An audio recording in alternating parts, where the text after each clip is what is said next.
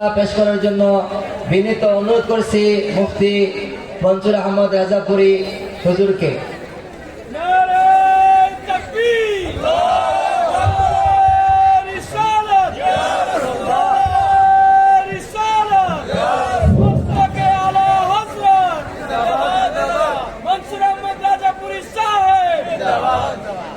আসসালামু আলাইকুম ওয়া রাহমাতুল্লাহি ওয়া বারাকাতুহু। আলহামদুলিল্লাহ নাহমাদুহু ওয়া নাস্তাঈনুহু ওয়া নাস্তাগফিরুহু ওয়া নু'মিনু বিহি ওয়া নাতাওয়াক্কালু আলাইহি ওয়া নাউযু বিল্লাহি মিন শুরুরি আনফুসিনা ওয়া মিন সাইয়্যাতি আ'মালিনা। মান ইয়াহদিহিল্লাহু ফালা مضل له ومن يضلله فلا هادي له ونشهد أن لا إله إلا الله وحده لا شريك له ونشهد أن سيدنا وسندنا وحبيبنا وكريمنا وشفيعنا ورؤوفنا ومولانا محمد وعلى آله وأصحابه أجمعين. قال الله تعالى في كلام المجيد والفرقان الحميد: أعوذ بالله من الشيطان الرجيم. بسم الله الرحمن الرحيم. إن رحمة الله قريب من المحسنين. صدق الله المولانا العظيم وبلغنا رسوله النبي الحبيب الكريم. صلاة يا رسول الله عليكم، سلام يا حبيب الله عليكم، صلاة يا رسول الله عليكم، سلام يا حبيب الله. محمد مصطفى نور على نور، حبيب كبريا سرتا قدم نور، صلاة يا رسول الله عليكم، سلام يا حبيب الله عليكم. আজরাইল আসে বাইরে লুকাইয়া, কোনদিন জানি নিবে প্রাণ কারিয়া। সালাতুন ইয়া রাসূলুল্লাহ আলাইকুম, সালামুন ইয়া হাবিবাল্লাহ। মদিনার ওই মাটি যদি হইতাম, নবীজিকে বুকে ধরে রাখিতাম। সালাতুন ইয়া রাসূলুল্লাহ আলাইকুম, সালামুন ইয়া হাবিবাল্লাহ আলাইকুম। উপস্থিত মহান আহলে বায়াতের স্মরণে আজিমুসান মহাপবিত্র উরসে আজিমের সম্মানিত সদরি জলসা, আমাদের প্রত্যেকেরও প্রাণপ্রিয়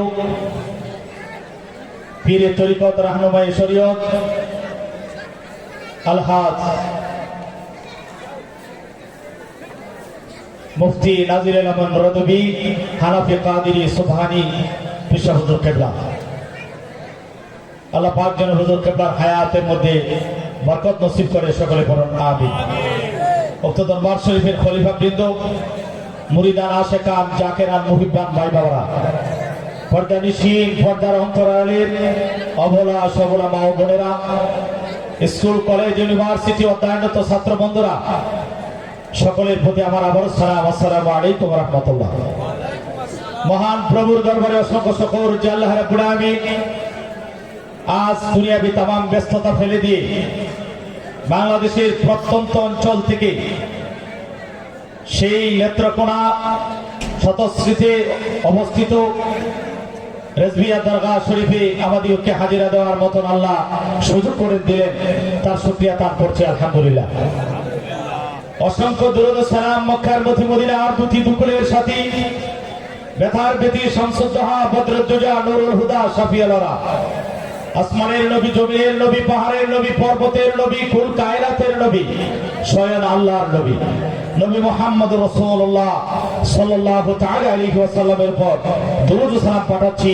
সকলে পড়ুন সাল্লাল্লাহু আলাইহি ওয়া সাল্লাম। বিশেষ করে ওই সমস্ত মর্দে মুজাহিদদেরকে শ্রদ্ধার সাথে স্মরণ করছি, যারা যুগে যুগে কালে কালে বুকের তাজা রক্ত দিয়ে ইসলাম জিন্দা করে গেলেন। বিশেষ করে শহাদায়ে কারবালা, দুধের শিশু আলী আসগর থেকে শুরু করে যারা বুকের তাজা রক্ত দিয়ে ইসলাম জিন্দা করে আমাদেরকে সত্যিকারের ইসলাম দেখিয়ে গেলেন, তাদেরকে শ্রদ্ধার সাথে স্মরণ করছি। আল্লাহ যেন ওনাদের রুহানি ফায়েজে বরকত আমাদের সকলকে নসিব করে। সকলে পড়ুন আমিন। হয়তো মা পিসা হুজুর কেবলা খুব অল্প সময় আলোচনা করছেন, এই কারণে এখানে শত শত আলেম ওলামা আসছেন। হুজুর সকলকে ওনার মেহমান মনে করেছেন, যার কারণে আমরা মূলত হুজুরের আলোচনা শোনার জন্য আসি, ঠিক কিনা বলেন?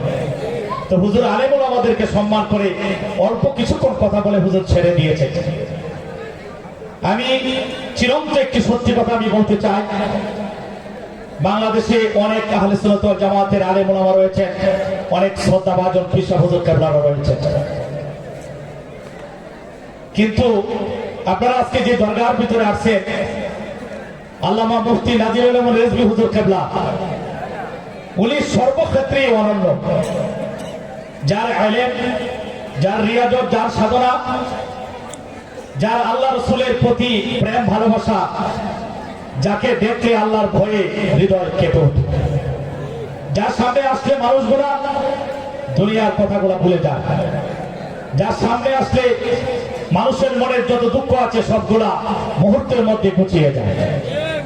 এমন একজন মহান মুর্শিদ কেবলা, যার জবানের ভিতরে আল্লাহ রাব্বুল আলামিন এত তাসির দিয়েছেন, যার কথাগুলো শুনলে হৃদয়ের মধ্যে ভয় লেগে যায় যে আমি তো আমার জীবনে অনেক অন্যায় অপরাধ করেছি, না জানি এই অপরাধের কারণেই আমাকে লেলিহান শিকার মধ্যে চলতে হয়। হুজুরের কথা শুনলে, হুজুরের আলোচনাগুলো শুনলে গভীর রাত্রে অটোমেটিকলি চোখ থেকে পানি আসে, হৃদয়ের মধ্যে আল্লাহ ভীতি সৃষ্টি হয়, নবীর প্রেম সৃষ্টি হয়, আহলে বায়াতের মহব্বত সৃষ্টি হয়। বলেন সুবহানাল্লাহ। আপনারা জানেন উনি এত মহান একটা ত্যাগ দিয়েছেন, এটা সারা বাংলাদেশে মানুষ জানে। উনি যদি ইচ্ছা যদি করতেন যে না ওনার পিতা যা বলছেন তার উপরে উনি মেনে নেবেন, তাহলে আমার মনে হয় বিশাল অট্টালিকার মালিক উনি থাকতেন। ওনার উপরে কোন রকমের ঝড় বৃষ্টি আসতো না।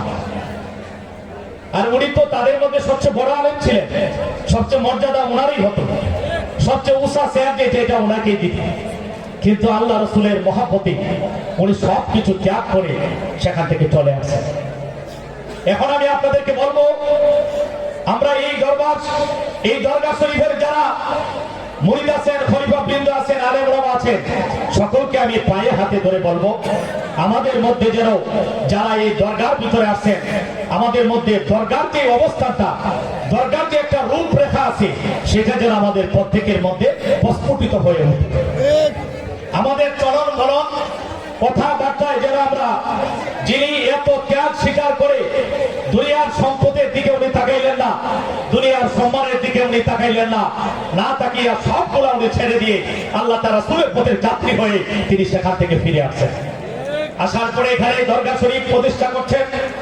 ওনার প্রতিটা ক্ষেত্র, প্রতিটা গবেষণা, প্রতিটা চিন্তা, প্রতিটা বক্তব্য, প্রতিটা সেমিনার, প্রতিটা লেখনী, আমার মনে হয় স্বাভাবিক মানুষগুলা নাজাত পাওয়ার জন্য এর চেয়ে বেশি আর কোনো কিছু লাগার প্রয়োজন নেই। আপনারা জানেন যে হুজুর কেবলা ওনার নিজ হাতে আমাদের সকলকে একটা বড় উপহার দিয়েছেন, পারের তৈরি নামের একটা কিতাব। আমার মনে হয় এই যুগে একটা মানুষের ঘরে এই কিতাবটা যদি থাকে, তাহলে কোনো মানুষ কখনোই আপনার ঈমানটাকে হরণ করে নিতে পারবে না। একটা মানুষ তার মাথার চুল থেকে শুরু করে পা পর্যন্ত সে কেমন ভাবে চলাফেরা করবে, সব দিক নির্দেশনাগুলো তিনি দিয়েছেন। এবং মুক্তি সাধনা একটা কিতাব আজকে স্টলের মধ্যে পাবেন। আমি মনে করি এটা এই যুগের একটা বড় ধরনের হাতিয়ার।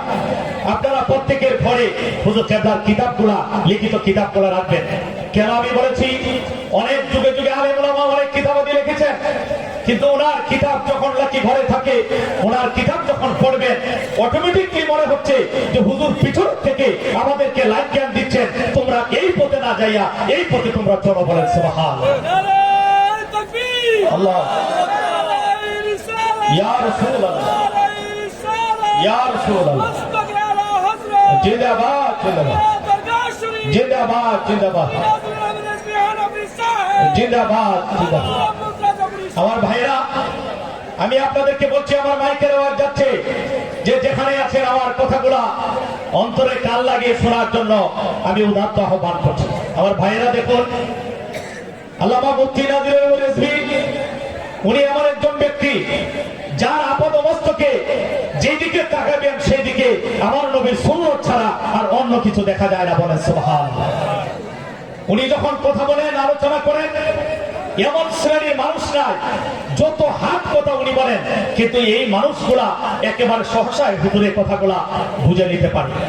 একটা বক্তার বক্তব্য তখনই সাকসেস যখন বক্তা আলোচনা করার পরে সব শ্রেণীর লোক ওনার এই বক্তব্য থেকে উপকৃত হয়, ওনার বক্তব্য থেকে উপকার পায় এবং বুঝতে পারে। দেখেন, হুজুর অল্প সময় কথা বলছেন, 25-26 মিনিট। এই 25-26 মিনিটে আমি জানি না আপনারা কতটুকু হুজুরের থেকে বুঝে নিয়েছেন, এবং আমার মনে হয় একবারে যে কোনো শ্রেণীর লোক যারাই হুজুরের কথাগুলো শুনছেন বুঝেন নাই, এমন কোন লোক আমার জানা মতো এখানে নাই। চিন্তা করে দেখেন, খানায় কাবার সামনে হাতিমে কাবাকে যারা নাকি সিজদা দিয়ে নামাজ পড়ে এবং সারাদিন রোজা রাখে, এই অবস্থাতে সিজদারত অবস্থায়, নামাজরত অবস্থায় যদি লোকটা মারা যায় আর তার ভিতরে যদি আহলে বায়াতের মহব্বত না থাকে, তাহলে এই লোক কোনদিন জান্নাতে যাইতে পারে না। এই কথা দ্বারা আপনারা কি বুঝতে পারছেন? আমার নবী অন্য হাদিসে বলেছেন, আহলে বায়াত সফিনায়ে নূহের মতো। নূহ আলাইহিস সালামের যুগে একটা প্লাবন হয়েছিল। এই প্লাবনে যারা নূহ আলাইহিস সালামের কিস্তির মধ্যে উঠেছিলেন তারাই শুধু মুক্তি পাইছে, আর যারা উঠতে পারে নাই তারা প্লাবনে ডুবিয়া সবাই মারা গেছে। আমার নবী বলছেন, হে আমার উম্মতেরা, তোমরা শুনে রাখো, তোমাদের জন্য আমার আহলে বায়াত হলো নূহ আলাইহিস সালামের কিস্তির মতন। যারা তোমরা আমার আহলে বায়াতকে গ্রহণ করবে, তোমরা নাজাত পেয়ে গেলে, আর যারা নাকি তাদেরকে ছেড়ে দিলে হালাকতু, তাহলে তোমরা ধ্বংস হয়ে গেলে। সেই আহলে বায়াতের প্রেম ভালোবাসা, হুজুর আহলে বায়াতের ভালোবাসা এই দরগার ভিতরে শিক্ষা দেওয়া হয়, এবং হুজুর প্রতিটি আলোচনার ভিতরে 1 মিনিট 2 মিনিট হলো আহলে বায়াতের মহব্বত আমাদেরকে শিক্ষা দেন। আমার ভাইরা, এই দরগাতে আমরা যারা আসছি, আমাদের কথাবার্তা, চলন বলন, আমাদের বেশভূষা সবগুলা যেন আল্লাহ রাসূলের সন্তুষ্টির জন্য হয়। বাবা সবসময় হুজুর ওয়াজ করেন যে আমরা সকলের জন্য আল্লাহ রাসূলের রঙে রঙিন হয়ে যাই। এই দুনিয়ায় কতদিন থাকবেন একটু চিন্তা করে দেখেন। এই বাড়ির ভিতরে আপনার বাবা ছিল, দাদা ছিল, আজকে কেউ নাই, তারা কবরে চলে গেছে। কখন আমার ডাক চলে আসে আমি জানি না। তার আগে আমরা প্রত্যেকে আল্লাহ রাসূলের রঙে আমাদেরকে রঙিন হতে হবে। পিসা হুজুর কেবলা উনি জীবন বাজি রেখে, আপনারা জানেন সারা বাংলাদেশের ভিতরে ওনাকে যত জায়গার ভিতরে হুজুর গিয়েছেন তত জায়গাতে ওনাকে আক্রমণ করা হয়েছে। আমি আজকে উর্সে আজিম থেকে বলে দিতে চাই, আপনারা যদি কেউ মনে করেন যে মুফতি নাজিরুল রিজভী একা, এটা আপনাদের ভুল হবে। একজন মুফতি নাজিরুল আমিন রিজভীর উপরে যদি কোন রকমের আঘাত আসে, এখন আর আগের দিন নাই। বাংলার প্রতিটা ঘরে ঘরে আল্লামা মুফতি নাজিরুল রিজভী হুজুরকে ভালোবাসা, ওনার জন্য জীবন দেওয়ার জন্য মানুষ প্রস্তুত আছে। বলেন ঠিক কিনা? আরো জোরে বলেন ঠিক কিনা? আমি আপনাদেরকে উদাত্ত আহ্বান করবো, হুজুর যখন আপনাদেরকে যেইভাবে ডাকবেন, আপনারা ওনার ডাকে সেইভাবে সাড়া দিবেন। বিশেষ করে হুজুর কেবলার একটাই শব্দ, দেখেন মানুষ ওয়াজ মাহফিলে বক্তারা টাকার জন্য দাওয়াত দিলে আগ্রহী হয়ে দাওয়াত নেয়। আর বিশ্বাস হুজুর কেবলাকে আমি 2 বছর ধরে আমি ব্যক্তিগতভাবে 5 থেকে 7টা দাওয়াত দিছি। হুজুরকে আমরা দাওয়াতে দিতে পারি না। হুজুর এখন একটাই কথা যে বাবা আমি কখন চলে যাব আমি জানি না, আমি চলে যাওয়ার পরে এমন কিছু লেখুনি আমি দিয়া যাইব যে লেখুনির দ্বারা মানুষগুলা তার ঈমান ও আকীদাকে হেফাজত করবে। এবং হুজুরের বড় একটা উনি একটা কাজের হাত দিয়েছেন, সেটা হলো সারা বাংলাদেশের ভিতরে সুন্নিয়াতের জন্য মাদ্রাসা। আমি ব্যাকুল হয়ে গেলাম, আমি আজকে অবাক হয়ে গিয়েছি যে এইভাবে হাজার হাজার মানুষ এখানে বসে আছে, হাজার হাজার আলেম ওলামা বসে আছে, সেই জায়গার ভিতরে স্টেজের মধ্যে একটা মানুষকে এইভাবে ইন্টারভিউ নিয়ে তাকে সনদ দেওয়া। আমরাও তো 2-4 কলম পড়াশোনা ব্যবস্থা করছি, এটা আমরা কোনো জায়গার ভিতরে দেখি নাই।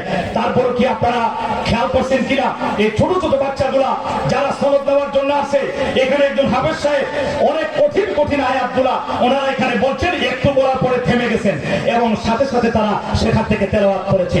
আমার হৃদয়টা ভরে গিয়েছে।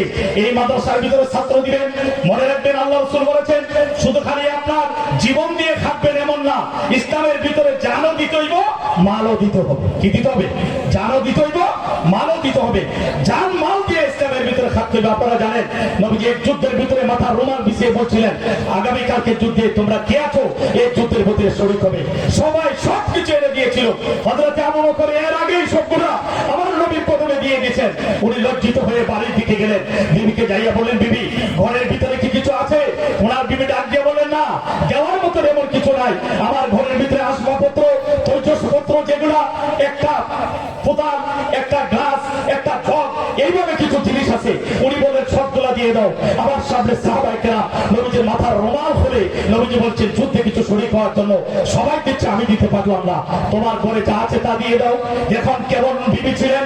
মাদেরকে বলছি, আপনারাও ইসলামের ভিতরে মহিলাদের অনেক অবদান রয়েছে। ইসলামের মধ্যে নারীরা সর্বপ্রথম শাহাদাত বরণ করেছেন ইসলামের জন্য নারীরা। প্রতিটা মাদেরকে বলবো, ওরসে আজিমের মধ্যে যারা আছেন আপনাদের পর্দার ভিতরে থাকতে হবে। বাবাদেরকে বলবো তাদেরকে পর্দার ভিতরে রাখতে হবে। এবং অন্যান্য ইসলামী যত দল আছে, এই দলগুলা বর্তমান সময়ে নারীদেরকে কাজে লাগাচ্ছে। আপনারা দেখছেন কিনা, কিছুদিন আগে ভোট গেছে, 2 দিন আগে আপনারা দেখেছেন তো, হাজার হাজার নারীদেরকে নামিয়ে দিয়েছে। আমি বলবো যদিও নারীরা নামছে, কিন্তু তারা পথভ্রষ্ট রাস্তার জন্য নামছে। আর সুন্নিয়াতের জন্য যারা কাজ করবে, বাবা বলে গিয়েছেন, আমি আপনাদেরকে বলছি, রাসূল বলছেন মা'আনা আলাইহি ওয়া আসহাবিহি, আমি এবং আমার সাহাবায়ে কেরাম যেই আকীদায়, যেই পথে, যেই মতে, সেটাই হলো বেহেশতি দল। বলেন সুবহানাল্লাহ। মানে আমরা যে দলের ভিতরে আছি, বাবাদেরকে বলছি আপনারাও সুন্নিয়াতের জন্য কাজ করতে হবে। সেটা পর্দার ভিতরে থেকে স্বামীর অনুমতি দিয়ে আপনারাও জায়গায় জায়গায় কাজ করতে হইব। আপনাদের সাথে যে বান্ধবী আছে তাদেরকে সুন্নিয়াতের পথে ডাকতে হইব, তাদেরকে দরবারের প্রতি আনতে হবে, সুন্নিয়াতের প্রতি আপনার ছেলেকে পড়ানোর মন মানসিকতা সৃষ্টি করতে হইব।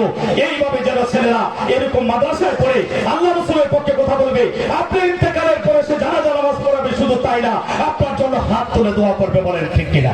আরো জোরে বলেন ঠিক কিনা? আমার ভাইরা, এখন অনেক মাদ্রাসা আছে যেই মাদ্রাসায় পড়াইলে ছেলেগুলো আইসা বলবো যে মোনাজাত দেওয়ার দরকার নাই, জানাজার পরে কইব কোরআন শরীফ পড়ার দরকার নাই, সাতদিনা দরকার নাই, 40 দরকার নাই, দোয়ার দরকার নাই। কিন্তু বাবাজি এমন মাদ্রাসা প্রতিষ্ঠা করেছেন, এই মাদ্রাসার ভিতরে পড়াইলে এই সন্তানগুলো আপনার জন্য দোয়া করবে। এবং সবচেয়ে বড় হলো ওই মা বাবা ধন্য যেই মা বাবার সন্তান তার আপন সন্তান তাদের জন্য জানাজার নামাজ পড়ে তাদের জন্য দোয়া করতে পারে। আমার ভাইরা, বাবাজি এই মাদ্রাসা এখানে প্রতিষ্ঠা করেছেন। এই মাদ্রাসার ভিতরে আপনাদের ছাত্র দিবেন এবং জান মাল দিয়ে এই মাদ্রাসার ভিতরে সহযোগিতা করবেন। বাংলাদেশে অনেক সুন্নি মানুষ আছে, আমি অনেককে চিনি এই শিল্পপতি, কিন্তু তারা, আমরা যাদেরকে বাতেল মনে করি, ওই বাতেল মাদ্রাসায় তারা দান করে, কিন্তু আমাদের এই মাদ্রাসাগুলা এগুলার প্রতি তাদের খেয়াল নাই। আমি আজকে আপনাদেরকে উদাত্ত আহ্বান করবো, যাদেরকে আপনাদেরকে আল্লাহ ধন দিয়েছেন, আপনারা মেহেরবানি করে সুন্নিয়াতের প্রতিষ্ঠানের দিকে, এই দরগাহের দিকে আপনারা নজর দেন। এই দরগা এমন দরগা, এখানে পিসা হুজুর কেবলা মুরিদের টাকা দিয়ে চলবেন, মুরিদের পকেটের দিকে তাকাইয়া থাকে, এরকম সিস্টেম এখানে নাই। এই যে আপনারা আসছেন, কোন জায়গার ভিতরে একটা দান বাক্স দেখছেন? মিথ্যা কথা বলবেন না। কেউ দেখছেন, কেউ বলছে যে বাবার লগে দেখা করতে আসছেন, হাদিয়া দেওয়া বলছে। আর বহু জায়গাতে দেখবেন শুধু স্টল দিয়ে রাখছে, এলো হাদিয়া, Ida Ida Ida Ida Ida Ida Ida এভাবে দিয়ে রাখছে। আমি কাউকে আমি দোষ বলতে চাই না, কিন্তু এই রেদবিয়া দরগা শরীফ, এটা এমন একটা দরগা, এই দরগার ভিতরে বাবা নিবেদিত প্রাণে কাজ করছেন। যেই টাকা আপনারা মাদ্রাসার জন্য দেন, উনি আলাদা ফান্ডের ভিতরে রেখে মানুষের মাধ্যমে এই জায়গার গোড়া কাজ করা হচ্ছে। আজকে হাঁটি হাঁটি পা পা করে এত সুন্দর এই আজকে অনলি ফর কয় বছর আলাদা হয়েছে? 16 বছর, এটা 16তম উরসে আজিম। এই 16 বছরে এই বিশাল জায়গা দেখতেছেন, 16 বছরের প্রতিষ্ঠান দেখতেছেন, 16 বছরে হাজার হাজার আলেম ওলামা, হাজার হাজার মুরিদ হুজুরের দিকে আসছে। আমি আপনাদের খেদমতে আরজ করব, যে দরগাতে আসলে হৃদয় ঠান্ডা হয়ে যায়। এই এরিয়ার ভিতরে ভাড়া দিলে মনের ভিতরে আর অশান্তি থাকে না। হুজুর কেবলার চেহারার দিকে তাকাইলে দুনিয়ার কষ্ট অটোমেটিকলি ভুলে যায়। হুজুরের রহমতের হাত যখন নাকি আমাদের মাথায় একটু বুলিয়ে দেন, মনে হয় যেন দুনিয়ায় থাকতে স্বর্গ পেয়ে গিয়েছি। উনি আমার একজন মুর্শিদ কেবলা। আপনাদের খেদমতে আমি আরজ করব, আপনাদের আমি পায়ে হাতে ধরে বলবো, যারা মালদার আছেন, জান মাল দিয়ে দরগার ভিতরে খাটবেন। 10 টাকাও হবে মাদ্রাসা দিয়ে লাভ হইব কি? তারা আমার নবীর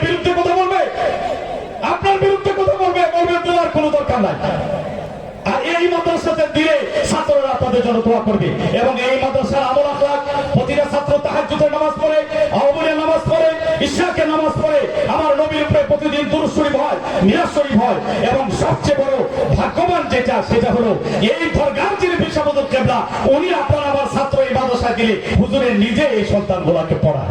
সুবহানাল্লাহ কেন? আর বহু দরবারে হিসাব আছে একটা কিতাবের উল্টা আর বাক্য কোনটা এটাও চিন্ত না, এমনি আবার পীরে কামেল হামের হইয়া বইয়া দিছে।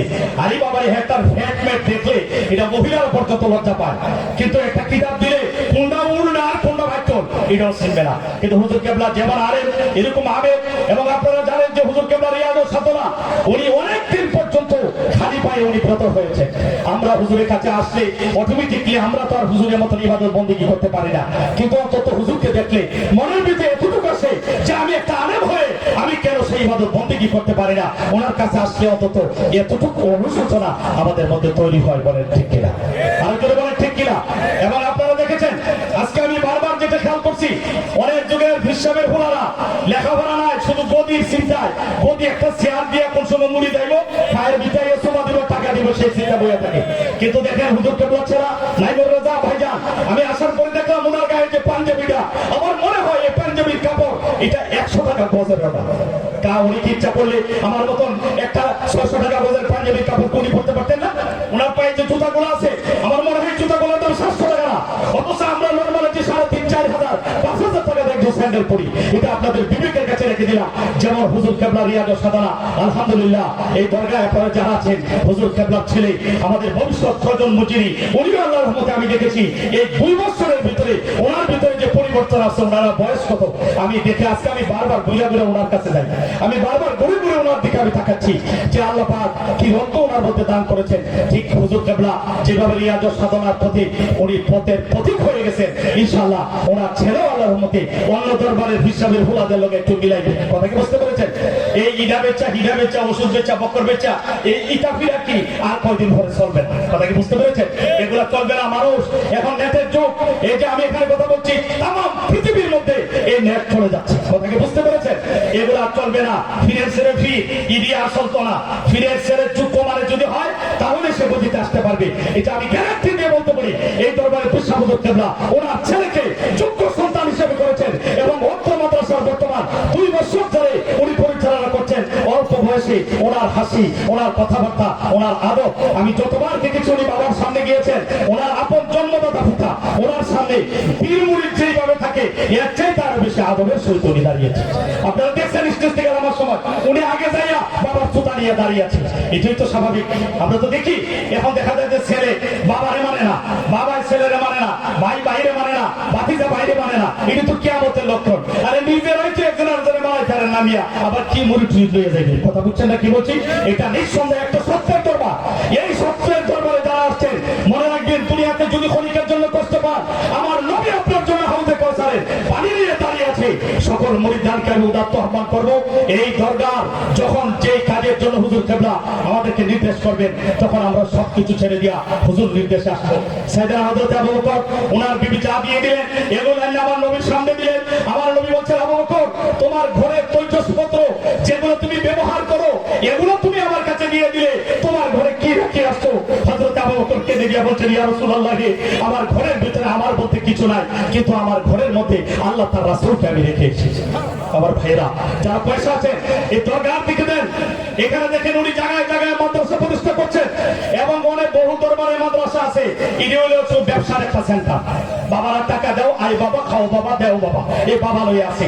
কিন্তু এই দরগার ভিতরে দেখছেন তো এই ছোট ছোট বাচ্চারা, এবং আমি খেয়াল করতে আসার পরে এই ছোট ছোট বাচ্চাগুলা এগুলো অনেক আদিল্লা দিয়ে তারা এখানে দাঁড়ায় কথা বলছে। হয়তো ছোট মানুষ আপনারা এত গুরুত্ব দেন নাই, তো সকলকে আহ্বান করবো বাড়িতে ঘুমাইতে পারে, বাসাতে যায় দোকানে চা খাইতে পারেন, একটা রাত্রির জন্য আসেন এইখানে আল্লাহ রাসূলের মহব্বতে আহলে বায়াতের মহব্বতে এখানে বসেই রাত্রটা কাটান না। এমন হতে পারে আপনার জীবনের কিছু যদি কবুল না হয়ে থাকে আহলে বায়াতের মহব্বতে একটা রাত যে আপনি জাগ্রত থেকেছিলেন এই কারণে আল্লাহ আপনার কবরের জিন্দেগি সুখময় করে দিবেন, পরকালে মুক্তির একটা ব্যবস্থা করে দিবে। আমি সকলকে উদাত্ত আহ্বান করবো এই দরগাতে যারা আসছেন আপনার চেহারা সুরতে আলহামদুলিল্লাহ খুব ভালো লাগে। থাকে। এই যে আপনারা আছেন প্রত্যেকের মাথার ভিতরে টুপি আমি খেয়াল করতেছি, একবারে আল্লাহ রহমতে 100-র ভিতরে 90% উপরে গালে দাড়ি। এটাই তো একটা হক্কানি আল্লাহর ওলির সহবত। এইটাই যদি নাকি 90 বছর ফিরেতে যাইয়া এরপরে ফিরে সহবতে থাকে, যদি এতে দাঁড়িয়ে কামায় বিড়ি যদি খায়, তাহলে এই মুড়ি দিয়ে লাভ কি হবে? আল্লাহ রহমতে হুজুরের কাছে আসলে, আজকে আসার সময় আমাদের সাথে জিলা স্কুলে একজন শিক্ষক আছেন। তো স্যারে আমাকে, আমি জিজ্ঞেস করলাম স্যার আপনি কিসের শিক্ষক? তো উনি বলেন চারু এরকম একটা শিক্ষক আর কি। তাই উনি নিজেই বললেন যে আমার এই পরিবর্তন হলো একমাত্র নাজির বাবার কাছে আসার কারণে। বলেন সুবহানাল্লাহ। আমার ভাইরা, আমার বাবাজিরা, যে দরগাতে আসে আল্লাহ রসুলের কথা স্মরণ হয়। আরে যিনি আল্লাহ রসুলের জন্য সব ত্যাগ করলেন, উনি যদি মিল্লায় থাকতেন তাহলে আজকে উনি ব্লুপ্রিন্ট গাড়িতে চলাফেরা করতেন, হাজার হাজার মুড়ি সিরিয়াল থাকতো টাকা নিয়ে। এখনো দেখছি হুজুরের কাছে আমরা হাদিয়া, উনি হাতে নয় না, পকেটের ভিতরে জোর করে দেওয়া লাগে, হাদিয়ার দিকে তাকায় না। আর সব 1, 2, 4, 10টা 5টা দরবার সারা বিশ্বাস সারা দেখবেন খালি শুধু মুড়ি দায়ও কোন সময় মুড়িদের ফিরে এই পকেটের দিকে চাইয়া থাকে। হুজুর কেমন আমরা যতদিন ওরসে আজমে আসি, হুজুরের সাথে দেখা করে যায়, যাওয়ার সময় হুজুর বলেন বাবা তোমার কি বারাক টাকা আছে কিনা? তখন চোখ থেকে পানি চলে আসে। এ আমার আদর্শ পীর কোথায় পাবেন আমার বাবারা, কোথায় পাবেন? আমি আপনাদের খেদমতে আরজ করবো। আমি এই 2 বছর আসতে পারি নাই। গত বছর তো বরাত ফিরে গেছে, আমরা তো হুজুর মানুষ, মসজিদে ইমামতি করি, বুঝেন না, সমাজ তো সালাম লাগে, আসতে পারি নাই। এবছর আসছি, কিন্তু আপনাদের খেদমতে আরজ করবো, আপনারা এলো মনোভাবে থাকবেন না। এই সামিয়ানাটা এটা নবী বলছেন বেহেশতের বাগান। আরো বড় কথা হইলো এটা নাজির বাবা আপনাদেরকে ডাক দিয়েছে। আরো বড় কথা হইলো আহলে বায়াতের মহব্বতে আছেন। এই সামিয়ানা চাইতে বড় দামি জায়গা আর কিছু নেই। অনুরোধ করবো সকলকে, আপনারা দরগাতে যারা আছেন, দরগার ভিতরে জীবনযাপন করেন, এটাকে দরবারে পরিণত করবেন না। এটা দরগাই, এটা একটা ত্যাগের জায়গা। এই ত্যাগ আমাদের সকলকে শিক্ষা দিতে হবে। আর 1 বছরের ভিতরে একদিন উৎসাহ দিবে, একটা ত্যাগ দিবে, ওই দিন না ঘুমাইয়া, দোকান মাঠে না যাইয়া, এভাবে বসে বসে আরে মনে আমার কথা শুনবেন। কোন আরে মনে আমার কথা কার হৃদয়ে কখন লেগে যায়? একটা কথার উপরে যদি আমল করেন, মুক্তির জন্য এটাই তো যথেষ্ট করেন। ঠিক কথা কি বুঝতে পেরেছেন? অনেক আলেম ওলামা আছে, অনেক কথা বলার ছিল, তারপর আমি বলবো যারা পরিচালনা করেন, আমার ভাইও বলছেন ক্ষমা সুন্দর দৃষ্টিতে সকলকে দেখবেন। একটু ত্রুটি সব জায়গাতে থাকে, তারপরে আপনারা মেনে নিতে হবে এটা বাবার দিকে তাকি। তারপরও যে ত্রুটিগুলো একবার আপনাদের কাছে মনে হচ্ছে যে একেবারে একটু বড়, যারা দায়িত্বশীল আছে ওদেরকে একটা নখ দিয়ে যাবে, ইনশাআল্লাহ আমরা সামনের দিকে এগুলাকে পরিবর্তন করার চেষ্টা করবো।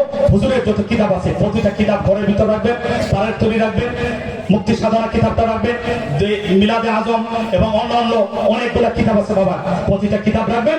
এই কিতাব আপনাকে গাইডলাইন দিবে ইহদিনাস সিরাতাল মুস্তাকিম। আল্লাহ পাক যেন আজকে উৎসাহ দিবে, আমাদের আশাকে আল্লাহ যেন কবুল করে, মুর্শিদ কেবলার হায়াতের মধ্যে আল্লাহ যেন বরকত দেয়, আমরা দোয়া করি। দেখেন হুজুর আমাদেরকে কত ভালোবাসেন, একজন আলেম ওলামা মুরিদ সকলকে হুজুর বলছেন আমি তো আপনাদের জায়গা আমার কলিজার ভিতরে। আমি আপনাদের সকলকে বলবো আপনারা সকলে আমার মাথার তাজা, আমার মাথার তাজ আপনারা।